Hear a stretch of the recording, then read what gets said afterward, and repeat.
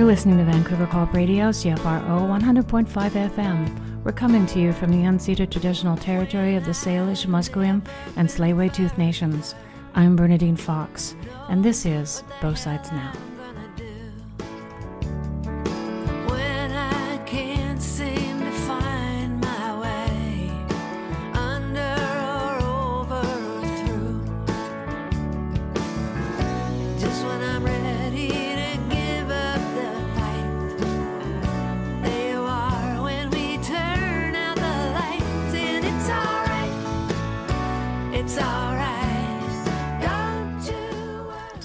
Talk with Christa McDiarmid and chat about how, after several stressful situations in Australia, she developed depression and then, oddly, bipolar. And what's mostly odd about that is that it happened when she was 43 years old.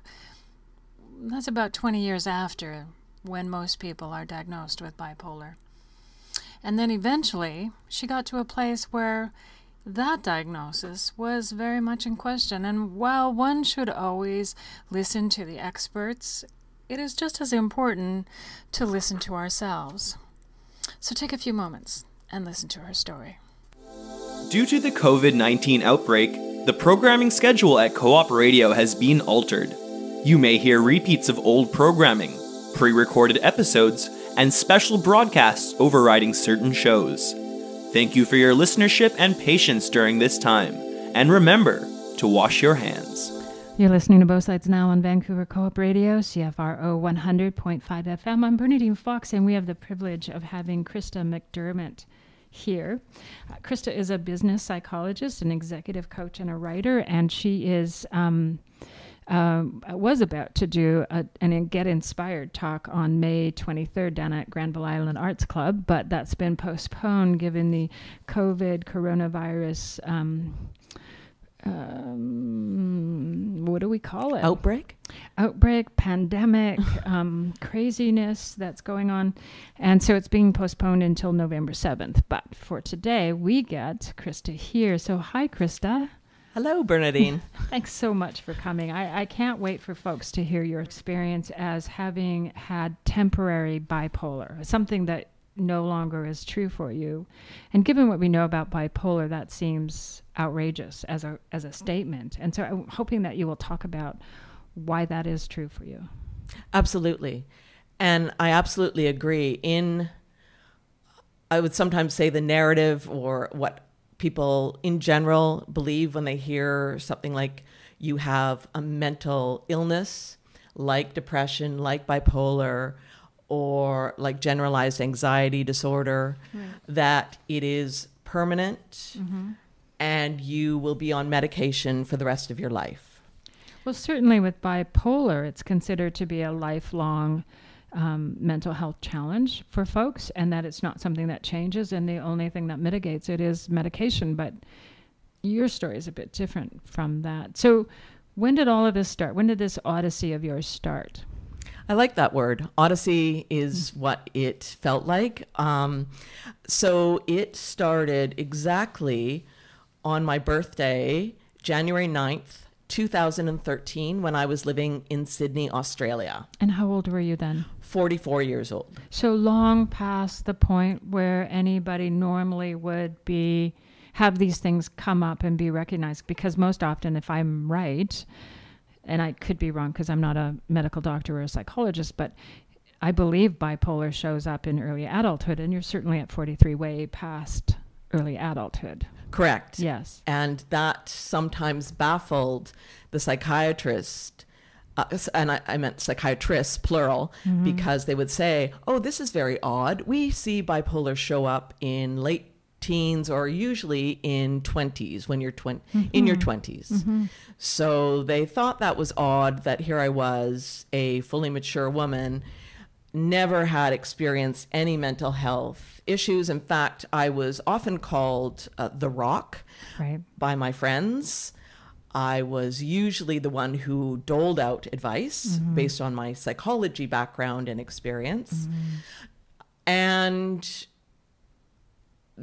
I think it did confound them, but they then moved on, mm-hmm, and I got the regular treatment anyone else who was diagnosed with bipolar would be.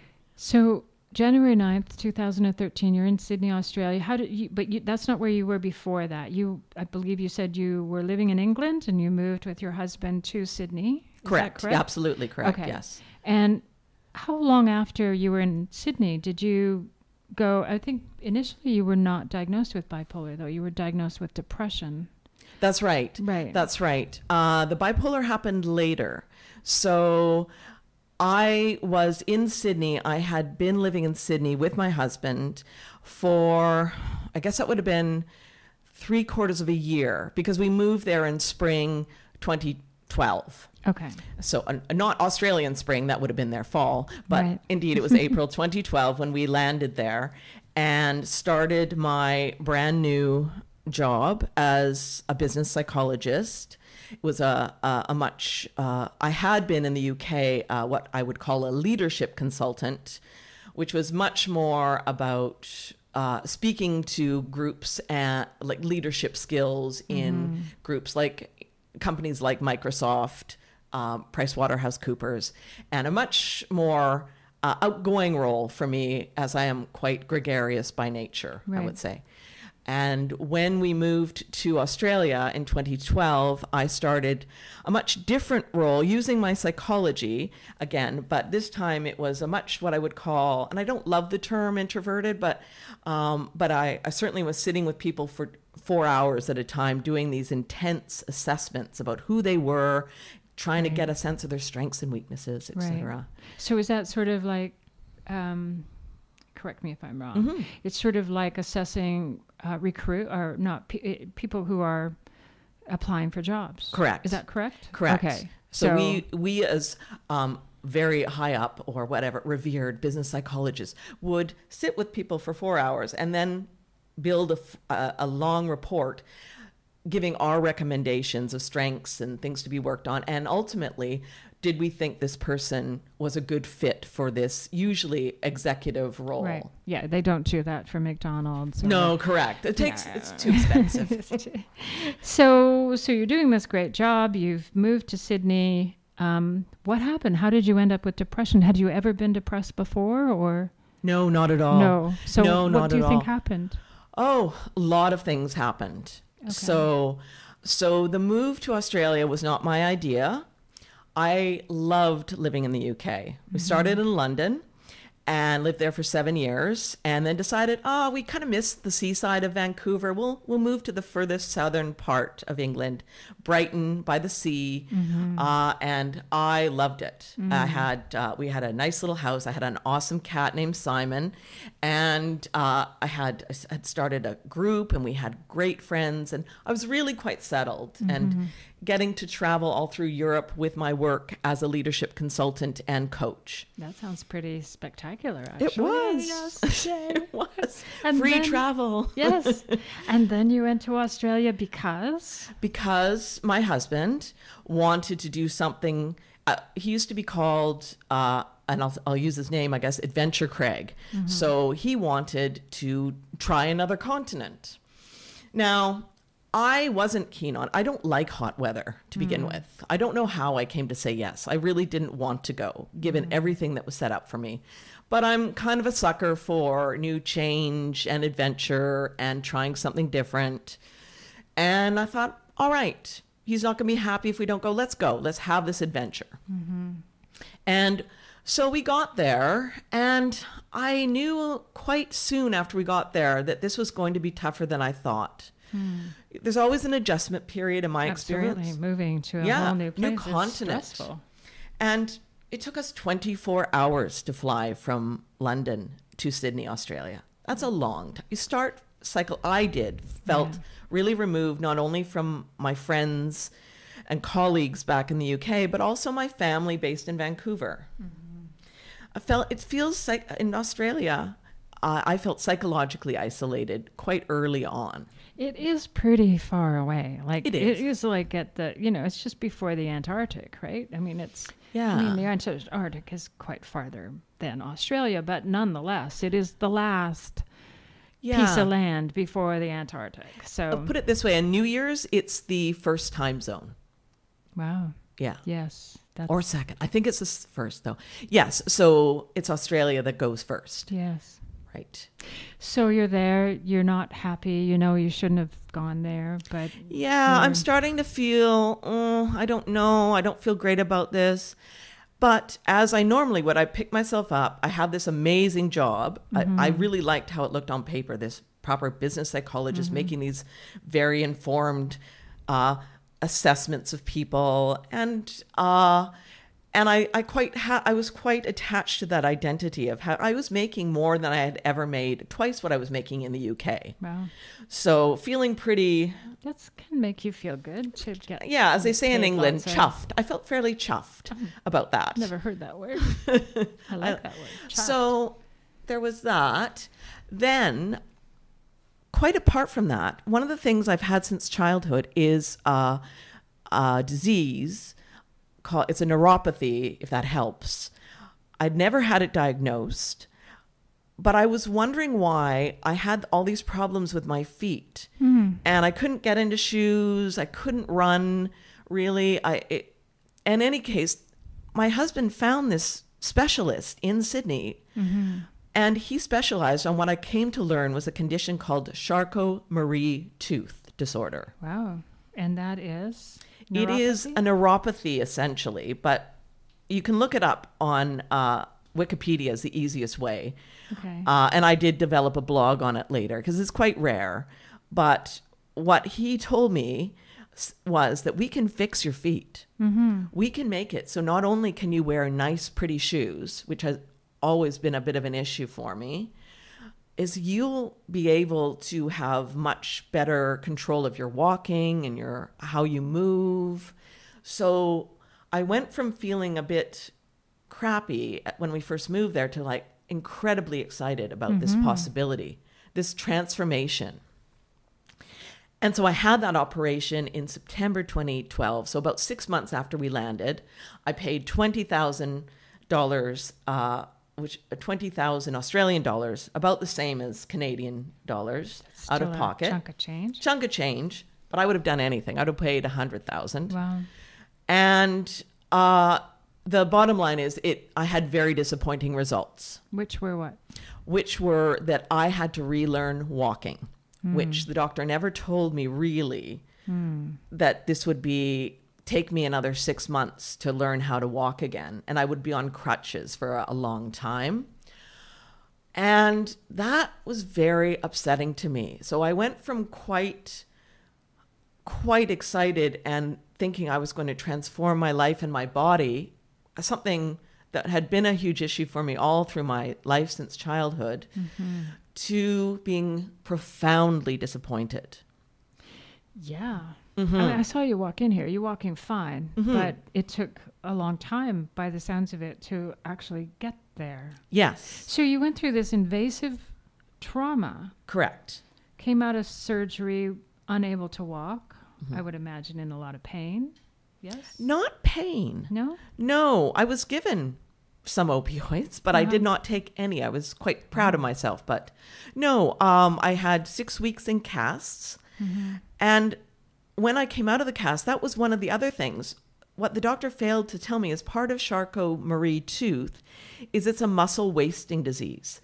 You don't get your nerves fed. So what happened, more than other people, my muscles became really quite shriveled.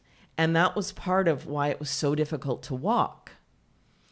So it not only was I not satisfied, it was worse really than when I went in. Right. So I was carrying this before my birthday of January 9th, 2013. I'd had the operation in September, recovered for about 6 weeks. And then I had to basically relearn to walk. And I had to do that while going to work. So what was the upshot of getting the surgery and learning to walk? And is that when you became depressed? Yeah, it was. And there were some other things going on. I mean, my husband wasn't happy either in his job. I was happy, but I was really stressed at it. So that is a key bit for me. Right. And why I'm now strive to help people in workplaces work with preempting. Yes. Stress is good. Stress, we all need a bit of stress to get up in the morning and to motivate us. But when it becomes anxiety and fear, that's when it becomes an issue. Too much stress can trigger your brain into depression. Exactly. Actually. So you ended up depressed. Is it the same doctor you went to with the depression that you went to with this Charcot-Marie tooth? No. I did. What happened, just really briefly. So I had this assessment, so a face-to-face 4-hour assessment with this person who wanted an executive job. Right. I came out of there. I'd already been preoccupied in the session, so I wasn't focusing on her as much as I was my own little pity party in my head about my operation. And I came out of there going, I didn't get what I needed to get. And that thought became obsessive, and I started what we call ruminating, and bad thoughts about what a loser I was. I'm a fraud. I can't do this job. Started to compound. And what that led to was 8 days of not sleeping, literally. Wow. That will not do you any good for your brain. No.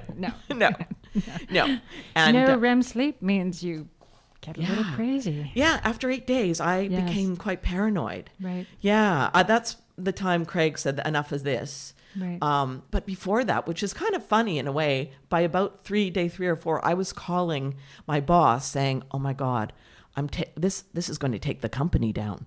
I've screwed up on this. Not only are we losing this account, but I think this is going to translate to the London office." And I think it was the 5th or 6th night, I was trying to phone Robert, the CEO, in the London office to tell him I was the company was coming down, and it was my fault. What 8 nights of no sleep will do to you. Exactly. So then you went to see somebody to get sleep, or? Yes, Craig took me to the hospital, and I told the nurse, I'm not going to be able to sleep. I haven't been able to sleep for 8 nights. And she held this needle, I remember, and she said, "Oh, you will sleep now."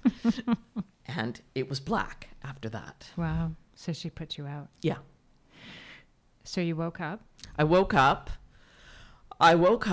feeling very depressed. Now, I had, during those 8 days, it had built up to that, I would say.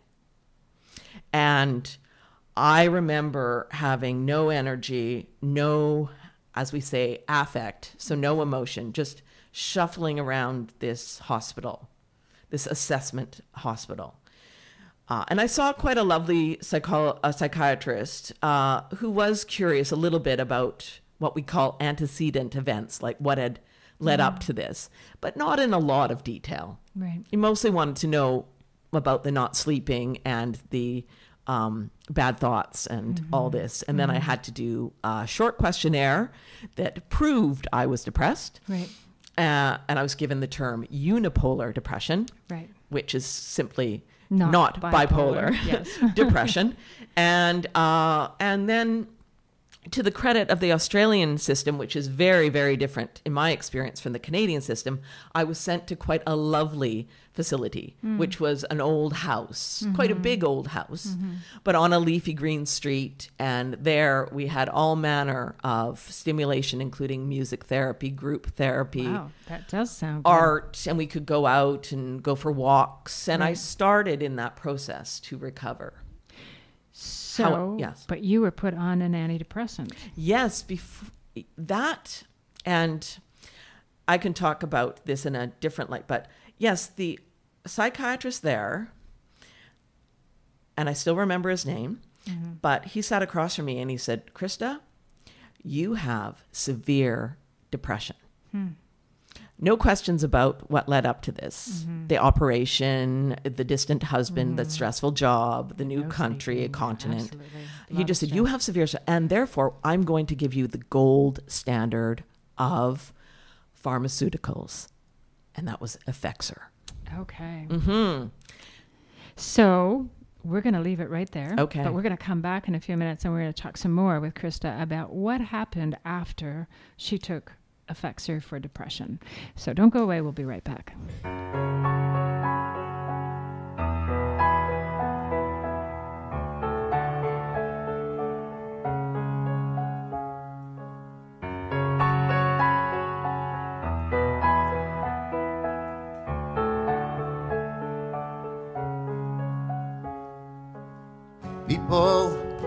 Do you understand me now?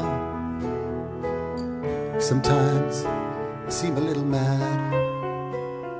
But don't you know no one alive could always be an angel? When things go wrong, I seem a little sad. But I'm just a soul whose intentions are good. Oh Lord, please don't let me be misunderstood.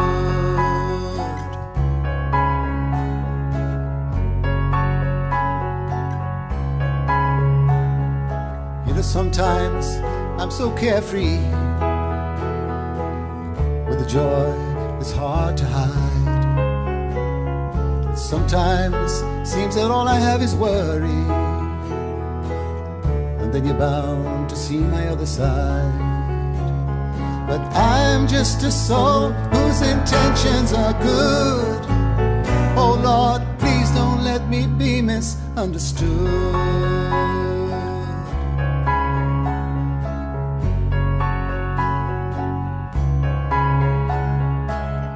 If I seem edgy, I want you to know that I never mean to take it out on you.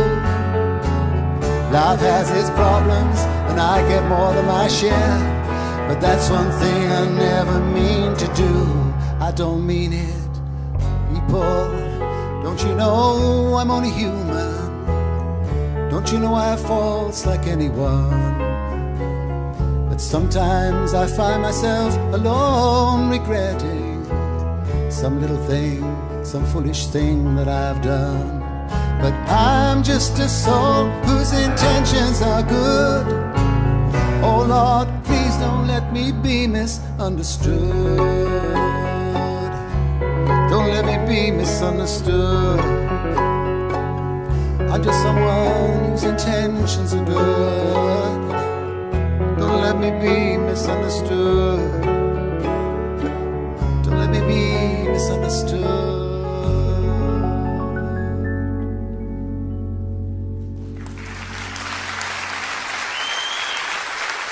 Thank you.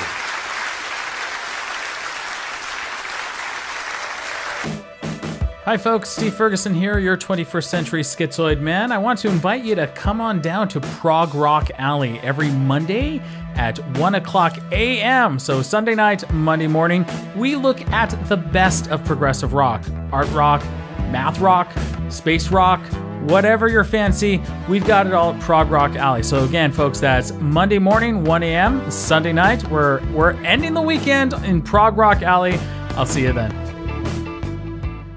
You're listening to Both Sides Now on Vancouver Co-op Radio, CFRO 100.5 FM. I'm Bernadine Fox here talking with Christa McDiarmid about her experience of having bipolar or being diagnosed with bipolar and coming to a place where that is no longer true for her. So when we last stopped talking, you were talking about going on the gold standard for depression, which you called Effexor. Correct. So you started that in Sydney. Correct. That would have been mid-January of 2013. Okay. So this was really exactly following the 8 days of no sleep. Right. Yeah. So you went on the Effexor. Did you came out of the care facility that you were in, or? Yes. I and just to quickly say one thing, when I challenged the doctor and said, well, what about the 8 days of no sleeping? Would that contribute? And he just really dismissed it. He goes, no, we're going to put you on 150 milligrams. And just to be clear, that is half of the full maximum dose of 300. Mm-hmm. So he got right to work. He made it clear he wasn't going to waste any time. It's full severe depression. So let me ask you, let's just step back a bit. You went through 8 days of not sleeping. Anybody who knows anything about sleep deprivation knows that 8 days is going to seriously impact your brain. So anybody who knows anything about sleep deprivation knows that it impacts our brain, that we need, and you know this, that we need REM sleep for our brain not to go crazy. And in fact, it's one of the things that's considered torture, right? They actually keep people awake. They won't let them sleep to, in fact, trigger that that space. So you've gone through sleeping now. I'm imagining you're kind of getting on your feet, but you are shuffling around and you are not okay in the place. But how depressed do you think you were at that point? That's what I really want to know. Well, let's put it this way. I had all the classic signs of depression in that I was really beating myself up. When I coach people, and I coach people in a business setting all the time, and you get anyone behind the door, and I'm sitting across from someone, and we talk about imposter syndrome all the time. Most of us have it in some area of our life. Absolutely. You know, where I'm not as good as this person over here. I'm always struggling to keep up. I don't feel as bright, as smart, whatever it is we tell ourselves. But I had that at full blast in my head.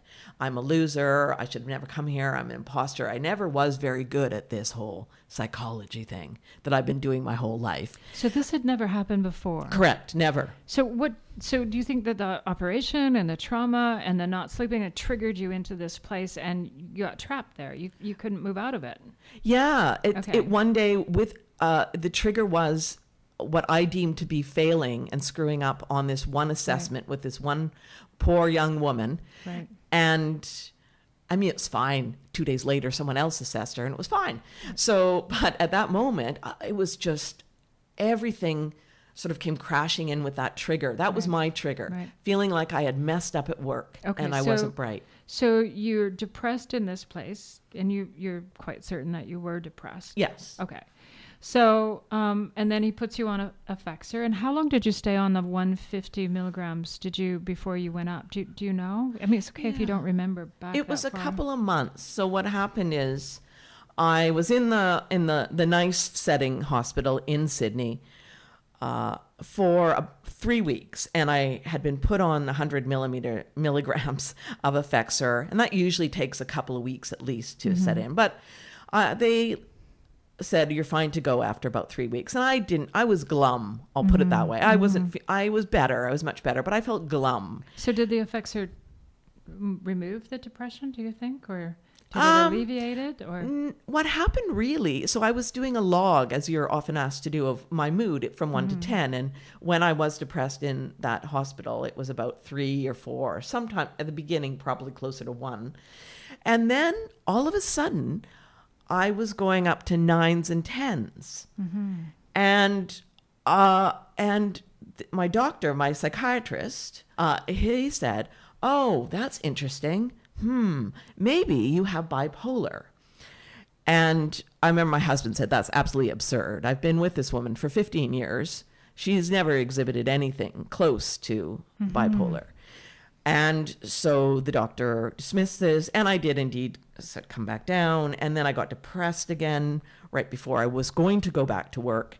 And then going back to work, I noticed all the same bad thoughts and feeling unhappy. It's not unhappy, is it? But it's feeling like a loser is how I would describe it. And so I decided I'm not going to put myself through that again. I'm going to leave work and give myself time to heal. Right. So manic depression or bipolar is a swinging between really big highs and really terrible lows.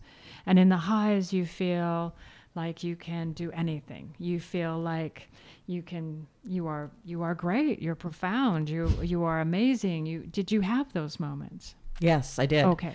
I did. And to be clear, it can really vary from people who have and who are diagnosed with bipolar. So you say you can have fast cycling. Sometimes people experience mood swings in a day, in a matter of hours. And that to me seems like absolute torture, just incredible swings. And but the question I have too, Yes. I just want to keep moving here, is did you have that prior to being medicated for depression? No, never. So you went 43 years without any manic, depressive, cycling, bipolar, nothing. So when you started having these were new things for you. These weren't things that you knew or understood or had any history of understanding. Okay. Correct. Okay. And when people ask me, I say I have 2 full manic episodes in the 5 years that I was clinically diagnosed as bipolar 1 disorder. Right.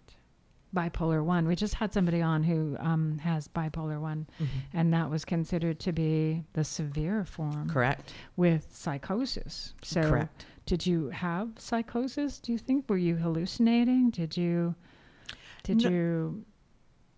Not in the way people imagine in terms of seeing things or hearing voices.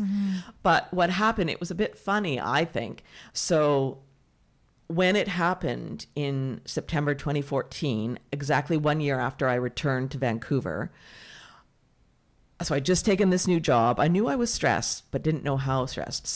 But I started ramping up. I'd put it that way. More friendly than I'm often a very friendly, outgoing person anyway. My boyfriend thought I was being extra friendly to people on the street.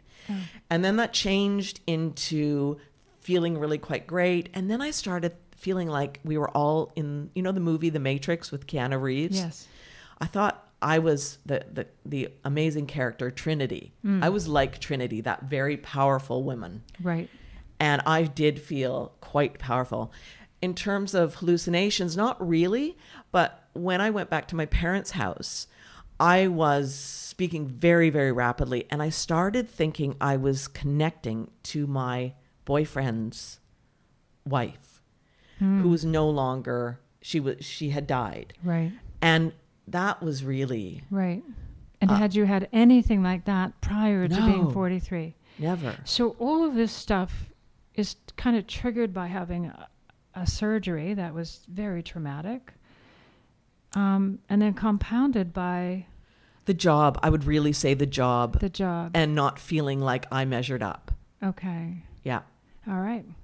So then what happened? So you're here in Vancouver, you've been here for a year, and you have you're still on Effexor. Correct. Are you on any other medication that Not at that time. mitigated the depression or okay. Not at that time. Okay. So and you started a new job, and you clearly have a new boyfriend, and you're starting to go a little manic and having some kind of strange thoughts. Did you know they were strange thoughts, or were they completely normal to you at that moment? I knew they weren't what I would normally have, but I thought, it's amazing. I can connect to the universe. I know things that other people don't. I am special. Right. And look at all this. Look how we're connected. I was touching my sister on the head saying, you're the wise old woman from the Matrix. I'm Trinity, of course. And I forget who my mom was because I was at my parents' house at the time. And it just, so I knew something was very different, but I felt like I was coming alive. Right. So then what happened? You had another sort of break, right? Yeah, it was what we would call a psychotic break. My parents knew that this was not right, and they called the ambulance. Right. Now, I don't know if you know what happens, but before an ambulance come, you have to get the police in. No, I did not know that. Yeah, and what happened, my dad was horrified. So I am 5'1" tall, and I've never been violent in my life, and I was quite cheery at that point. And there was one woman who slammed me against the wall and put handcuffs on me. Police officer. And before they took me in the anything ambulance violent to the or hospital. Said anything violent or No. So this was her first go-to place, Correct. just to slam you into the wall and put Well, that's not going to help the situation at all. So you end up in the hospital. Are you still on Effexor? Correct. I'm on 300 milligrams, Okay. the full max. Okay. And I had one psychiatrist who I did not like at all. In one of the talks I've given, I described him as a clinical sociopath because he Ouch. seemed to have no empathy whatsoever. Yes. No interest in what was going on for me or whether I wanted support from my family, et cetera, et cetera. That in itself was a bit traumatizing. But I was angry. And he said, you have bipolar. That's it. Which is traumatizing in itself. But did they change your meds? I mean, clearly you were on a med. You had something that's clearly indicating that your meds are not working. Did they change your meds? They did once I got into the hospital. Okay. Yes. So on that trip, they started to change your meds. Correct. They Okay. did realize that probably Effexor wasn't good if I was experiencing manic episodes because, of course, Effexor is designed when you're depressed. It's designed to elevate your mood. Right. And, of course, my mood was very elevated. Right. I was very gregarious. I was very up. I'll say. So did they tone it down? Did they change the dosage, or did they actually put you on something else? They put me on. They gradually took me off Effexor. It didn't take very long, but they did. As far as I remember, put me on mood stabilizers, and I believe it was Abilify at that time. I've been through quite a number, so I think it was Abilify at that time. So they discharge you. Mm-hmm. Do they leave you on Abilify at that point, or do they put you back on Effexor? Abilify at that time. Abilify. But there was at one point that you were off Effexor for 5 days. Yes, that was before that episode. I was very briefly in what is no longer in North Van, the hospital there, and I was coming down. They hadn't given me my Effexor, right? But I was fine when I left, and then they gave me back my Effexor, right? And that's why I got put in the hospital back in Vancouver. So they were off Effexor, you were okay, you went back on Effexor, and you ended up back in the hospital again, having sort of the same problem. Exactly. So at what point did they decide that they needed to, are you still on Effexor, or? Me personally right now? No. Okay. No, not on any antidepressants. Okay. And but you are on a medication. I am on my last, I am weaning myself off. So it's been, I'd say I'm in my 9th month of of that weaning off process. Right. And yeah. Do you think it's possible that the Effexor elevating your mood actually created a scenario? I mean, I'm not a doctor. You're not a doctor. We're having a conversation here. But do you think it elevated your mood in such a way that you elevated and then crashed and elevated and then crashed and then elevated and I do. So in fact, your bipolar, it was kind of chemically induced or created. They call it iatrogenic. Iatrogenic. Yeah. I thought iatrogenic meant something that was created by the medical system. Oh, I see. Yeah, you're right. Okay, iatrogenic. Yes. So how are you now? I'm great. Yes? I'm great. How long has it been? So it came with my decision to get out of bed. Right. Because most of my bipolar has been a depression. Right. That's what most people don't understand. Bipolar, for most people, is mostly depression. Mm-hmm. And so I came off a second of 2 6 months period, largely at home, mostly in bed, right, watching a lot of Netflix. Right. I know I was watching a lot of true crime. Right. That's what got me through. And Ricky Gervais really helped. I would say he was the only person who could get me to laugh. I don't know, just his own laugh. So I credit him with saving me a little bit. But one day I thought, I am just sick of this. I'm sick of wanting to die. I'm sick of feeling sorry for myself, and I'm sick of all the things.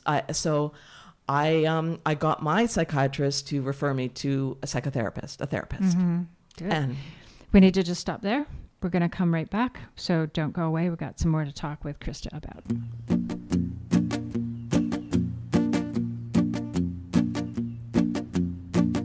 Look what they've done to my song, Ma.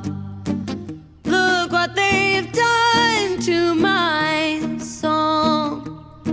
Well, it's the only thing I can do half right, is turn it out all wrong, Ma. Look what they've done to my song. Look what they've done to my brain, Ma.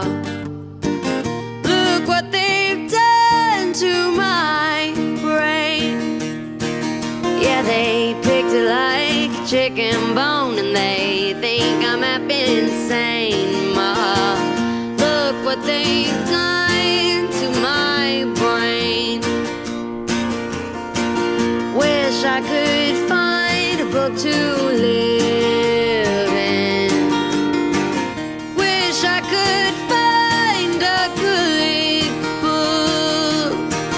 'Cause if I could find a real good book, I'd never have to come out and look at. Look what they've done to my song. Na na na na na na.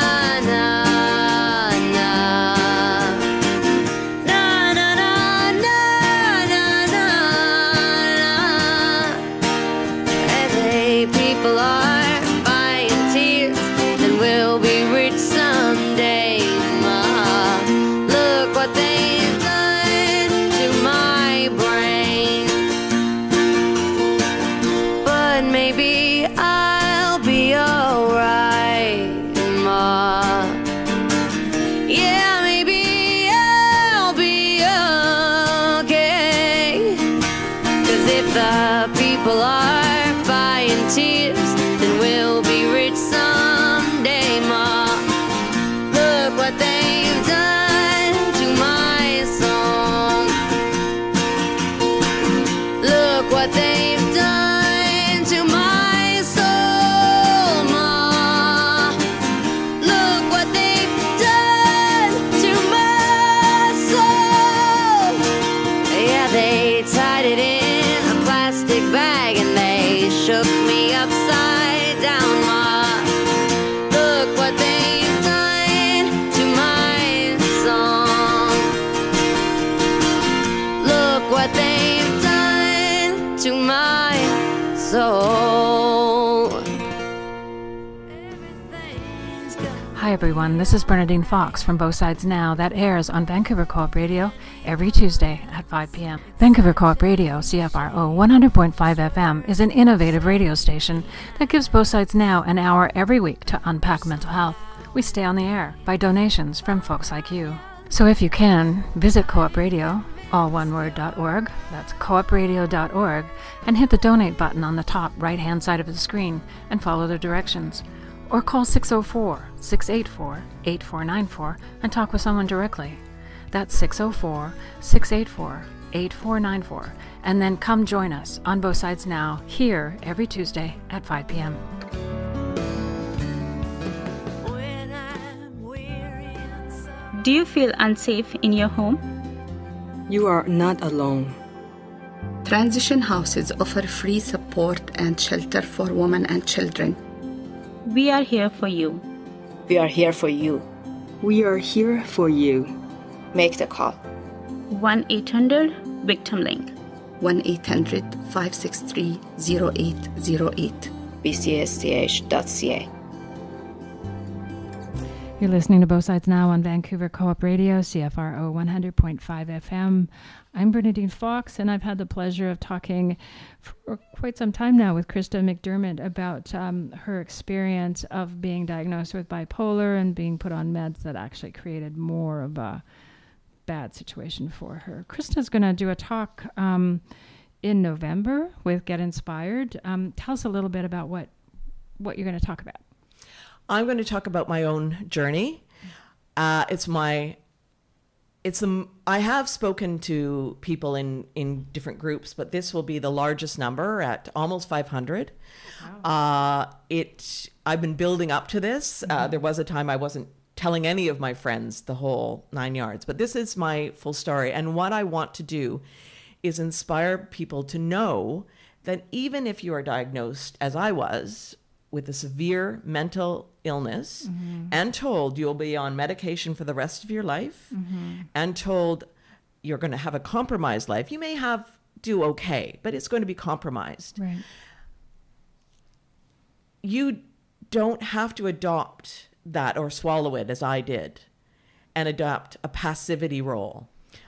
I want to encourage people, medication in our system is the first go-to route. Right. And there are at least 20 I could name off the top of my head as other tools that may support you while you're on meds. And if you feel like you need to be on medication, that's what's keeping you to. Absolutely. I'm not a psychiatrist. Right. I'm a business psychologist. I know enough, but I'm not a psychiatrist. Yes. So, but I wanted to show people there's a different story to the one we're being told. Yes. I had the worst you can get, and I was in bed 4 months. Wow. Right? I wanted to die. And I one day decided, enough. Right. I'm going to do what, and I was mad for a while. I didn't really want to do the work when my therapist told me what it, pushed me a bit. But I began to do the work. And when we uncovered what she said, you went through trauma. So okay, so bipolar isn't necessarily caused by trauma, as far as I know. Is it? Well, that's one of my theories. Oh, okay. One of my really good friends who was also diagnosed bipolar 1, more classically in her 20s, she had sexual trauma for many years. And she credits that with, of course, she had a reaction to that. Yes, that makes sense. So she's done therapy and is no longer bipolar as well? She's on her way to become a therapist now. She's cool. finishing her 2 years. That's great. And she's been off medication. She was my inspiration. When I first heard she had stopped all her medication, I thought, whoa, you don't do that. You have to be on for the rest of your life. That's what I was told. Yes. And when I saw her, when she started talking about her art therapy, her journaling, the work she did as a volunteer to spread the word, how she was open and honest, I started thinking, wow, well, maybe I could. And then I said no for a long time, but I eventually one day. It does mean becoming the internal locus of control of your own life, and that can be a bit scary, especially when you have people who've gone to school and have 7 years behind them of training, and they're telling you, no, this is what you must do. But we are the experts of our lives and our minds and what we're doing in our day-to-day lives, and so I applaud you for getting to this place of literally taking back your life. It's a great story. Thank you very much for sharing it with us. While you're here, I do want to talk a little bit about what's currently going on in our world with a pandemic called the COVID-19 and the coronavirus. And I really want to chat with people about how is it affecting you and what are you doing to cope with it? So, and that doesn't have to be a great thing. It could be, I'm just not thinking about it, which is something I do sometimes. But I do want to know, how is it affecting you? Yeah, it's strange because on the one hand, part of me empathetically feels very badly for the people who are not as privileged as I am. I'm not worried about my shelter and my food and my job because I work independently. I have had work canceled, but I'm going to be okay. So I have that on the one hand that makes me feel badly. And there's another part of me that's quite optimistic. I've heard so many stories about people helping other people with buying older people groceries. Yes. Even some of my friends in the UK are doing that to their neighborhood. Of people starting to talk about, wow, connection is so important. And I know someone here lives alone. I'm going to connect by Skype or Facebook Live, whatever it is. And I've been really encouraged. And I think even Russell Brand was talking today about it being a bit of a spiritual awakening for him. And I thought, maybe this can part of it anyway. It's certainly going to shake up the psyche of our society and make us all take a look at what is important and what's not important. One of the things that I heard recently was that some stores, not all of them, are making it so that seniors come in and get to come in the first couple of hours of the store opening so that they can get what they need without having to compete for it or be concerned that, somebody is going to be around that might be infected and get them sick. And so I found that that's pretty great that people are doing. Some people are mad about that, but we can put that in its own context about how unrealistic that is. That's but exactly reasonable that is. Exactly. So. Let's support those who, if we can support people, let's do that. Yes. In whatever way we're able to. And sometimes for me, it's just been checking in with my friends who I know live on their own and how's it going? Are you enjoying it? I have a lot of people who have what I would call introverted preference, who I think are just going, woo, I get to work from home and it's so great. I don't have to talk to you.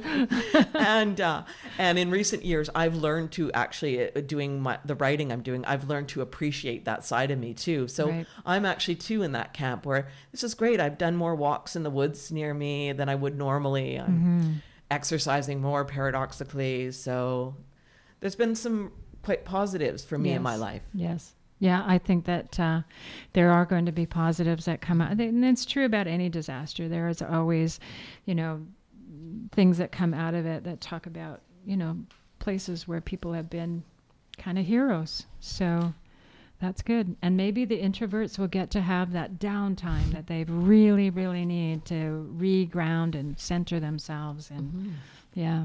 Well, thank you, Christa, for coming in and chatting with us. I think your story is going to be very important to other people. And just so folks know, we're going to be putting information on Christa McDiarmid and I'm going to get this wrong. What is it called? The Charcot-Marie tooth. Thank you. Not even doctors know that. So we're going to put information about that. If that perked up your ears and you want to know a little bit more about it, we'll have some resources on our website for you and some information about Christa. And where you can, I think you have a blog, so people can maybe read it. That's about the Charcot-Marie tooth. It's, from a few years ago. I'm doing doing a blog now about mental health. Okay. But yes, there is one, and I can certainly give you the link. Give us both those links. Yeah, that would absolutely. be great. Okay. Well, thank you. Thank you, Bernadine. And I hope your talk in November goes swell, and let us know, remind us when it's going on, and we'll make sure that our folks know about it. So thank you as well. Thank you. We'll be right back.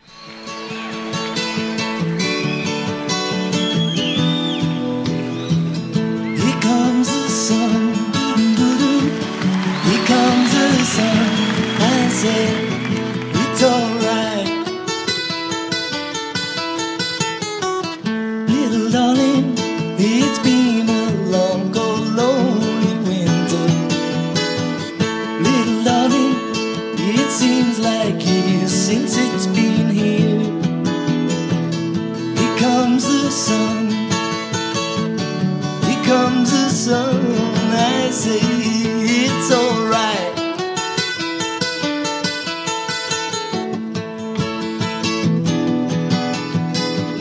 Little darling, the smiles returning to the faces. Little darling, it seems like years since it's been here. Here comes the sun. Here comes the sun. I say it's alright.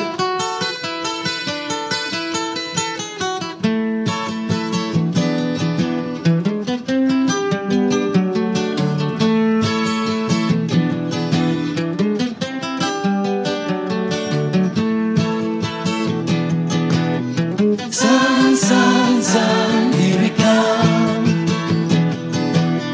Sun, sun, sun, here we come. Sun, sun, sun, here we come. Sun, sun, sun, here we come.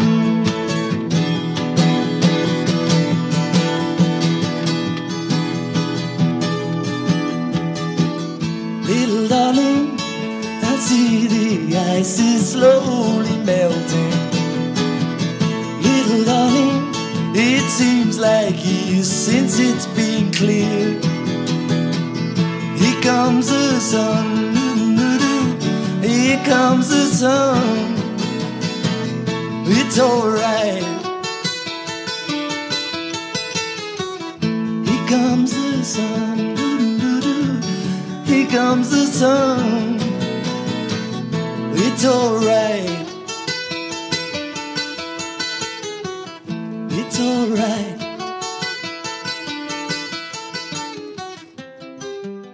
You're listening to Both Sides Now on Vancouver Co-op Radio, CFRO 100.5 FM. I'm Bernadine Fox, and that's our show.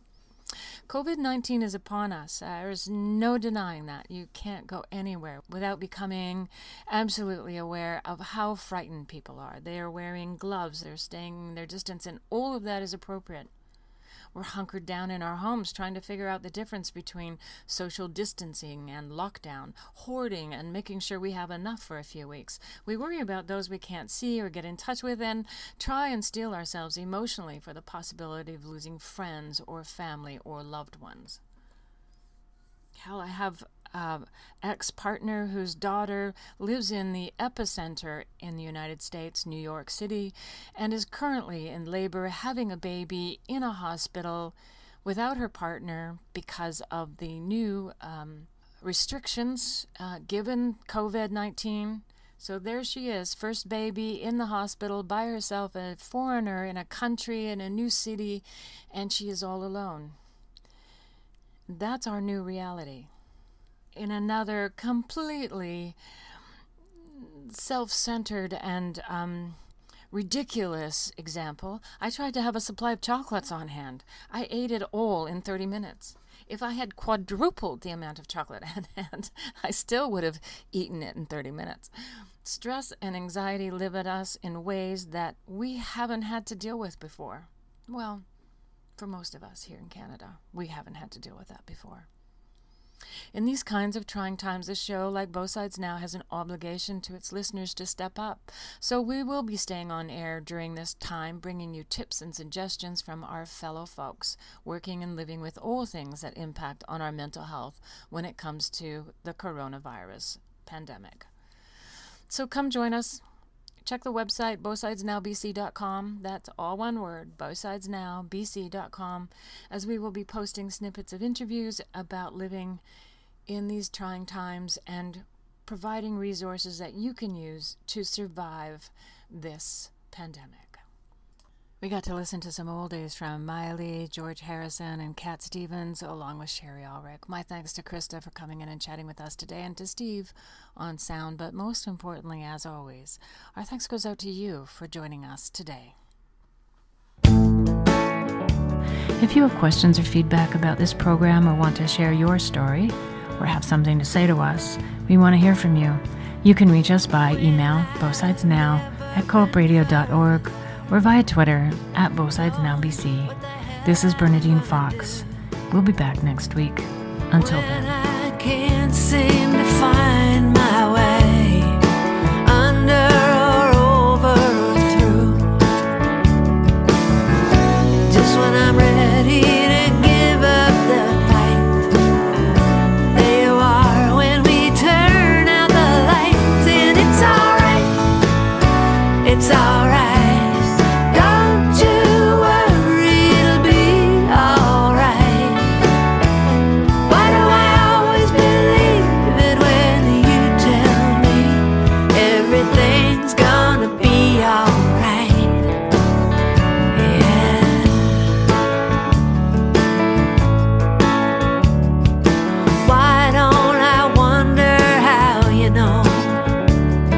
Surely you don't have all of the facts.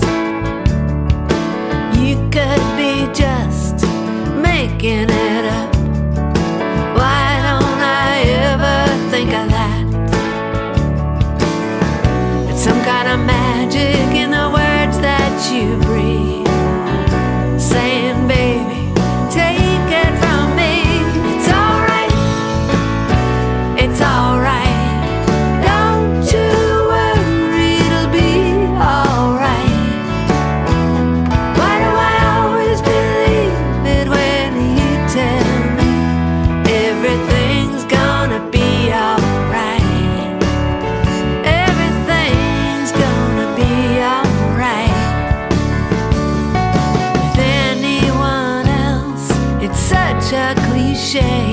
Just words people say to be nice.